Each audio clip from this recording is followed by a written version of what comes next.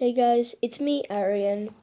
Sorry for not uploading for a while. I've not really been in the mood for making a video, but now I still haven't really got an idea for a video. Well, before I'm recording this, I didn't really have an idea, but then I decided that I'm just gonna go with a new what if today. Gonna be taking a break from the multiverse wars for a while, and focus on the focus on making new what ifs and continuing other what ifs. So today, this one is related to FNAF or Five Nights at Freddy's. What if Deku had Golden Freddy's powers? And just in case you don't really know what powers Golden Freddy has, well, at least on the FNAF wiki, it said, it said flight intangibility. Intangibility basically gives you the ability to phase through things, and then basically hallucination making. So he technically has a control over reality and is way smarter than the other animatronics. Although, well, anyways. Izuku, everything is just like canon. Izuku is born with blonde hair, well, basically the same color as Golden Freddy here, with bear ears. Basically looks like gold. His hair is gold with golden bear ears. You know what I mean. Basically looks the same, except his hair is blonde and he has yellow bear ears. And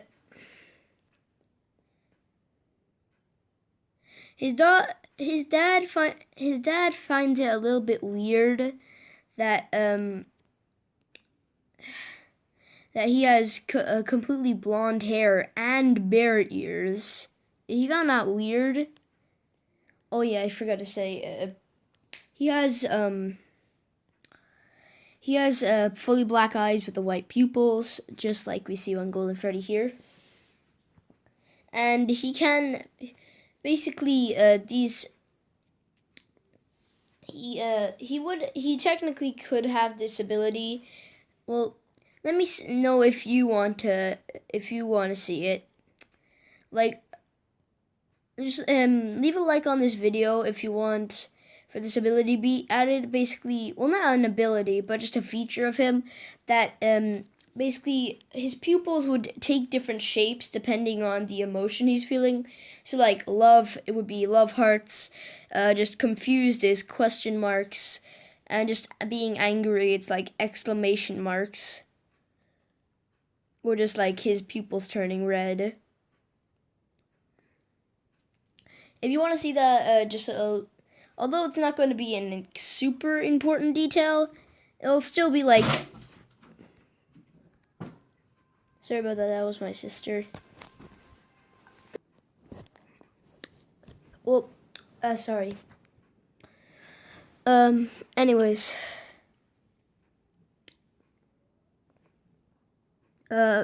Izuku has, well,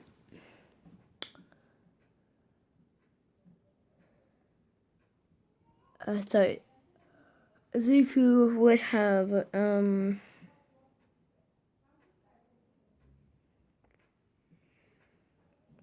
jeez, I completely forgot what I was talking about. Oh yeah, the shape-shifting eyes. Well, you know how I said his eyes turn red? I meant the pupils, not the actual whole eye. I meant just the pupil. It just turned red. It just turns red, so yeah, just keep that in mind. And it turns into a darker red depending on how mad he is.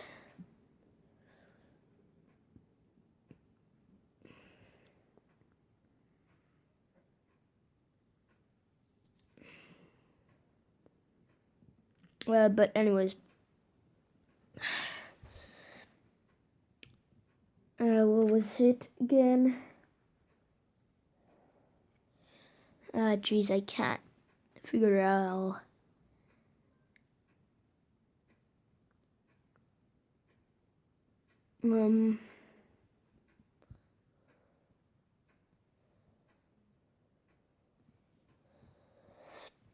Okay. Sorry.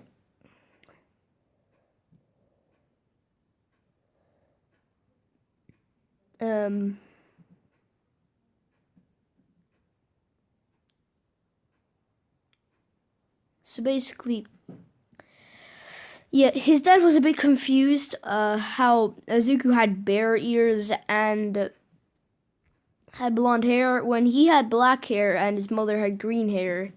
It didn't really make sense. And then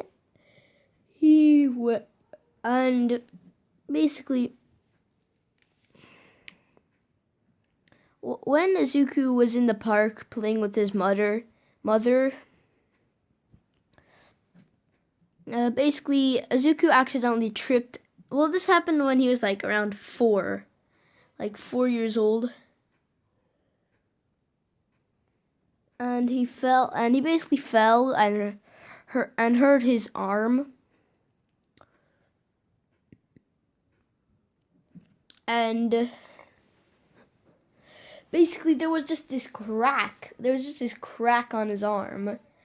And it was actually pretty big and wide. It was actually wide open. And Izuku's mom was completely shocked by just what just happened, and out from it came wires.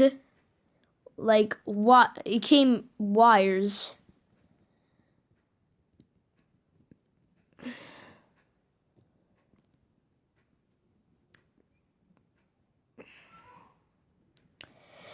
Like a red and a blue wire came from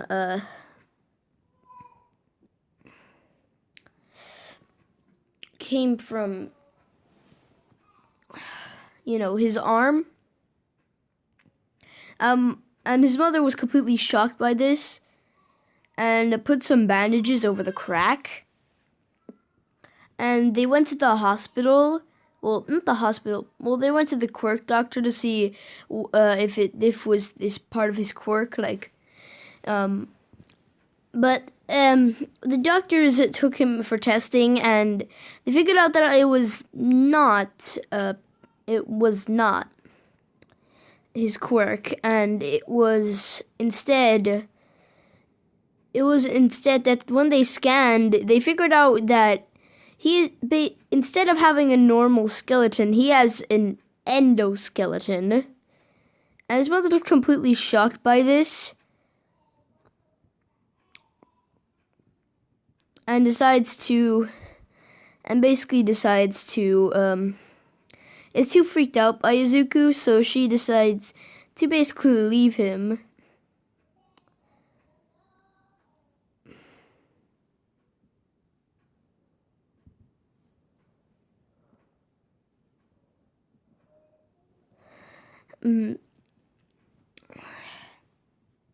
So now Izuku was alone on the streets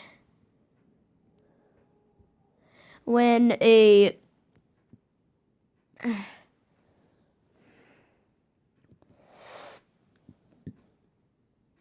what was it? Sorry, I'll be right back. Okay, yeah. He was just sitting in an alley when a man walked up to him and said that he could, since he's on the streets, since Izuku's on the streets, he can come live with him, and then introduced himself as Henry Emily. And that's just in case you didn't know. Henry is William Afton's business partner. You know, the guy. Henry's basically the guy who funds, Freddy Fazbear's Entertainment. Well, he's like the CEO, basically. I don't know. He's just the boss of the place. And basically adopts Izuku legally. Remember that. Illegally, they adopt him. And a few years ago, he now has a sister called Charlotte, because Henry has a daughter called Charlotte. Well, adopted sister. Yeah, you get what I mean.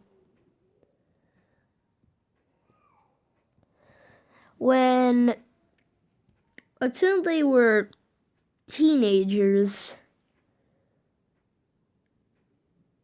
the whole puppet incident did happen to Charlotte, so yeah, she's dead now. Yeah, that happened when I was like 5, I think, so like maybe a year later she died. I'm not sure. It's hard. I forgot what age she was when she died. But she's technically dead now. And Freddy Fazbear's does exist in this world. Well, in this AU. So, yeah.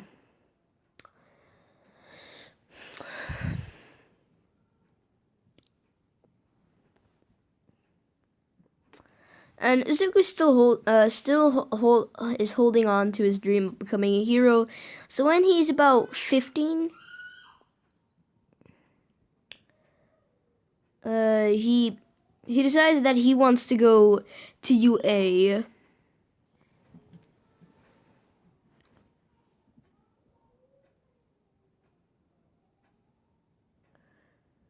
And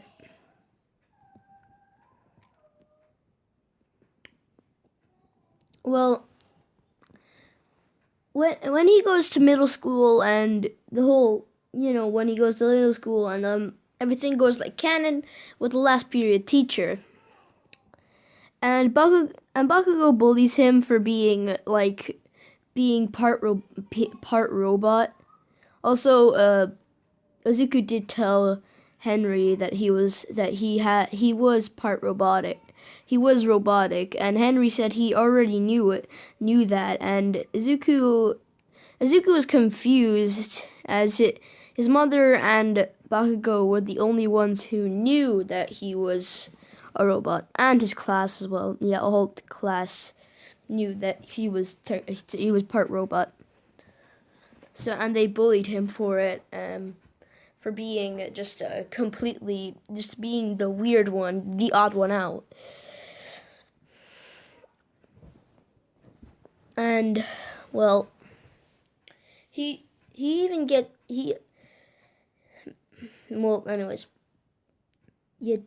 gets bullied by Bakugo, and he tells him that he shouldn't even think of applying because that he's a quirkless loser, because you remember he doesn't have a quirk.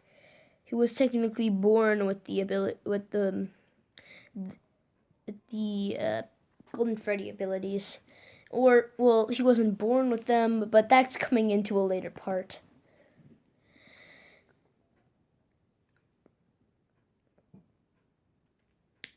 And Izuku says, just when he's on the way walking home, that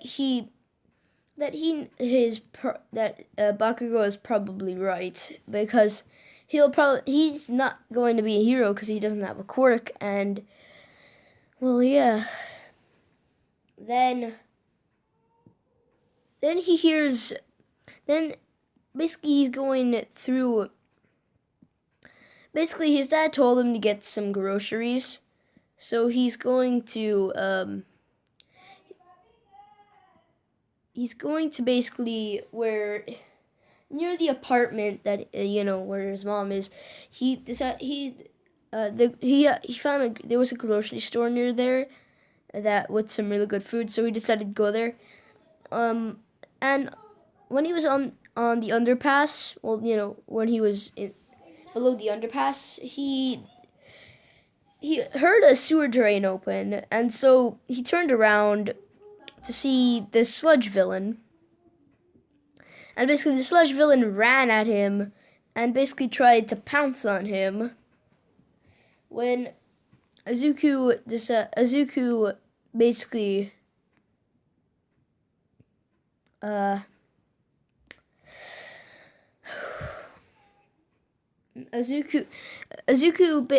puts his arm up in a cross shape, closing his eyes, basically cowering in fear.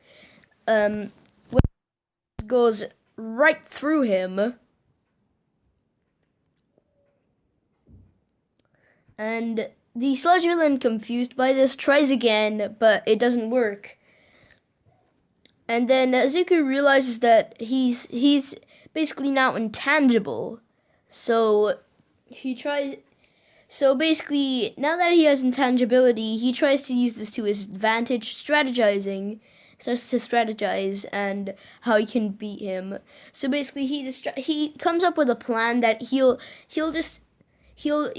basically Mirio style. He'll use the intangibility for defense, and then once he gets close enough, he'll be able to strike. And while he isn't strong, he isn't strong, so he wouldn't be able to take off the sludge villain, but he will at least be able to take care of himself before the heroes arrive.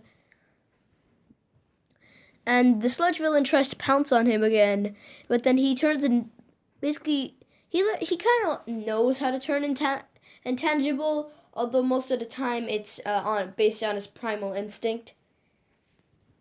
And basically he's able to dodge the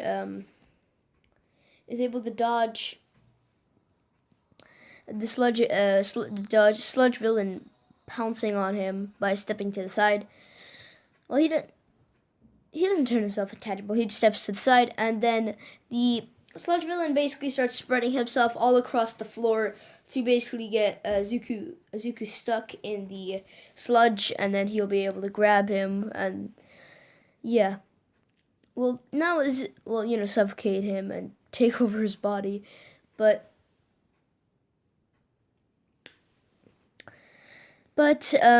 then All Might arrives, and then absolutely demolishes the sludge villain with a Texas Smash. And Izuku is knocked out because the air pressure sent him flying into a wall. And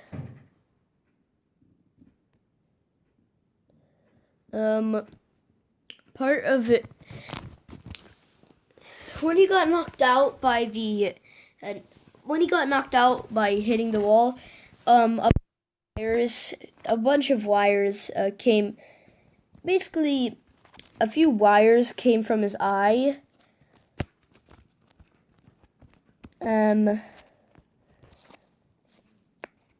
So basically, when he wakes up to see All Might standing in front of him, he just quickly snaps back, hitting his head against the wall again, but, he doesn't fall unconscious this time, he just hurts his head. Well, it doesn't hurt that much, because, like I said, he's part robotic, and his endoskeleton basically is really hard, so... Yes,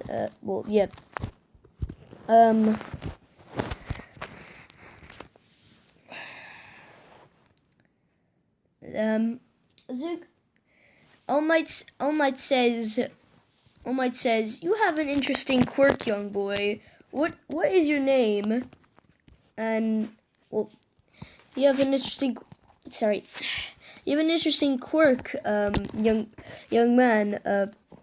What is your name? And Izuku says, "My name is Izuku Emily." Well, yeah, because basically now he changed his last name.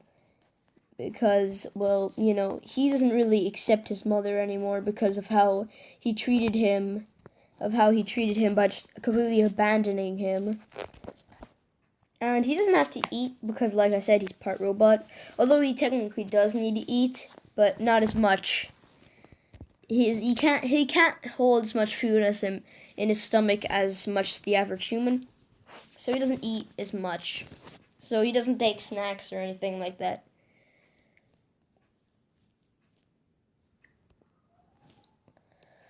And basically All Might signs his notebook and leaves.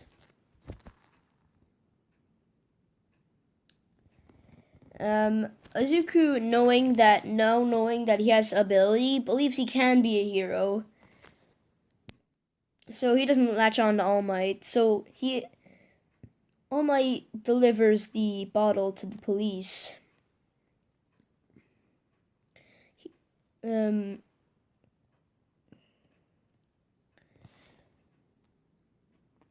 now Golden Freddy. I mean, not Golden Freddy. Izuku. Sorry if I called him Golden Freddy sometimes. It's just because when I'm looking at the picture, I'm just thinking of Golden Freddy. So, yeah. Sorry if I'm call him Golden Freddy and then sometimes call him Izuku. Yeah, that's just my bad.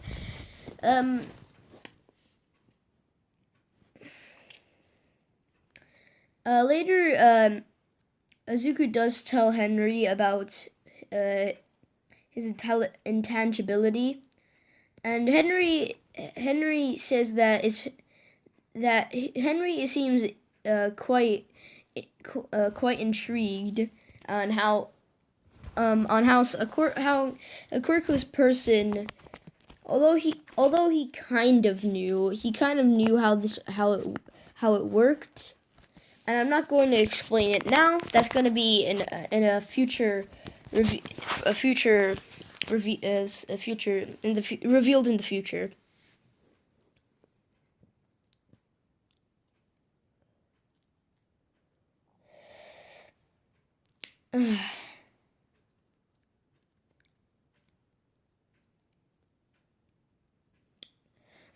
And also, Izuku, whatever. I'm not gonna tell you yet. Izuku.